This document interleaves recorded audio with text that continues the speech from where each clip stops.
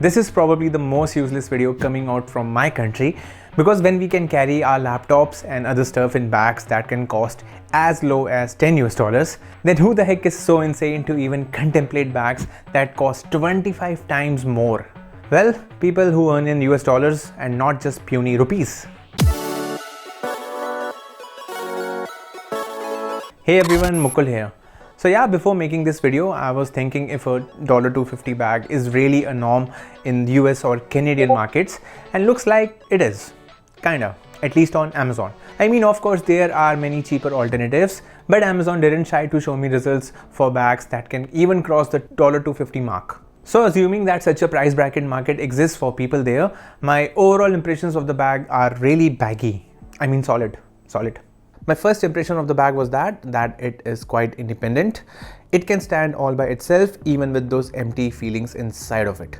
It's a massive bag, and that's what people who aren't massive themselves like. Carrying a bag this big might give you a feeling of being part of Death Stranding, but that's just a feeling you have, which is totally effing wrong. The bag has a really nice, not poking your eyes for blood design. It's mostly all black, even the zippers. The logo has also been made in same black tone, which merges with the overall bag.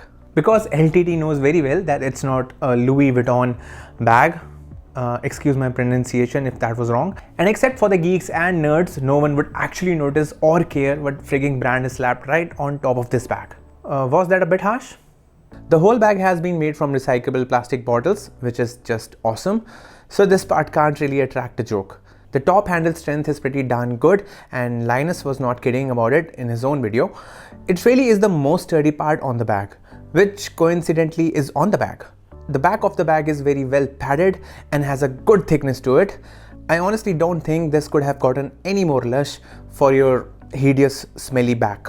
The straps also feel to have awesome strength to them, way more than your weak shoulders. I mean, they are just very well padded. The top has these nicely padded bumps, and the bottom part of the strap has a mesh layer over it to minimize that filthy sweat off your chest. They have done a brilliant job with the custom molded foam straps. I honestly loved its feel and plushiness over my bodily, chestily parts. The straps also have the most important slot to be ever put on a bag, that are these walkie-talkie holders.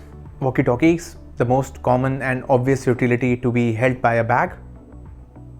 All the buckles and zippers and pulls are pure metal, and they have an excellent dark tone finish over them.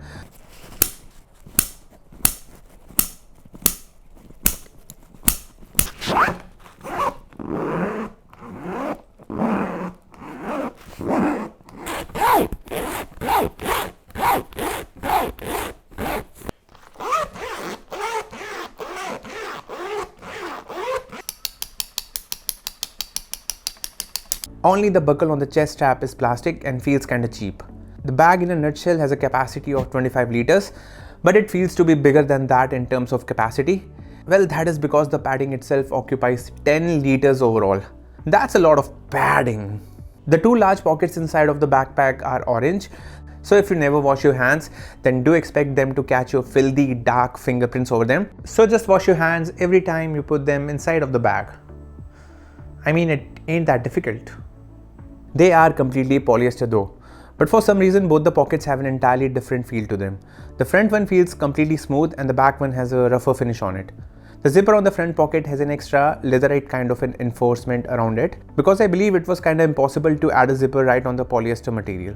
And the small pocket on the front has fabric as it's inside, so depending on your mood of what you want to feel at any given moment, you can choose the pocket and then you can slide your hand inside of it for the feels just to the hand.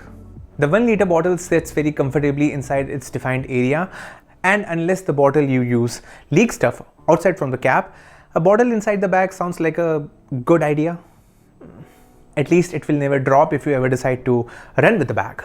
And if for some reason you don't need water to survive and instead plan to carry 2 laptops with the 2 chargers, then one of the chargers can happily rest inside here. My favorite thing about the bag is the thought that yes, people would need to charge their phones with power banks inside of their bags. So locking these pulls together will give you an assurance that your bag can't be opened up easily by metro thieves or street thieves or just thieves. And I would have said that it's so generous of them to put these over both of these large pockets if it weren't for the price of the bag. The small pocket on the front has enough space in them with smaller compartments for smaller stuff. So if you're someone who generally has massive egos, then you really can't stuff that there. So I decided to fill the bag up with all the possible junk I found in my house. Yeah, by junk I mean the 2 laptops that weigh around 2.5 kilograms each at least, and then their adapters, and then an iPad Air and some other stuff that I didn't bother to note. The total weight of the bag after all this was 8.6 kilograms. Now as I picked up the bag with its handle, you can notice that the visible tension on it doesn't feel that drastic. This proves the handle has a very cool and calm nature and doesn't get tensed easily. As I wore the bag on my back and not on the front like a fool, I could immediately conclude that a heavy bag is heavy in the end, and no amount of padding or tweaks can really make it feel lighter than it is. I could really feel the weight of the bag overall, but it did grip well to my fine body. The chest strap didn't fit me nicely, so then I decided to change its position, because you can do that on this bag, and even with the new position it didn't fit nicely. But the bag overall felt pretty sturdy on my shoulders and kinda gives a feeling that my tech stuff inside is quite safe. But I wouldn't advise blindly making the bag stand with your expensive laptops or gears inside of it, as the weight distribution can get a bit wonky once the back pocket is full with heavier stuff inside of it. So it's always better to lie the bag on its backpack. On my motorbike, the bag rested quite well on the back seat and was quite stable with all the man-created junk in it. Other features of the bag include a removable luggage strap and a RFID blocking passport pocket, but I guess you knew that. So unfortunately, I can't really use the bag for months and then come back with a long-term review. Also, what if by then LTT decides to stop selling it? I have to make good use of the video. But yeah, the bag is definitely pricey, but it does feel premium overall. The shoulder straps and the top handle are crafted well to carry all the useless weight inside of the backpack, which obviously in the end is something that your shoulders have to carry, and your shoulders are being carried on you, so you have to carry your shoulders and the bag. Oh man, I'm such a terrible salesman.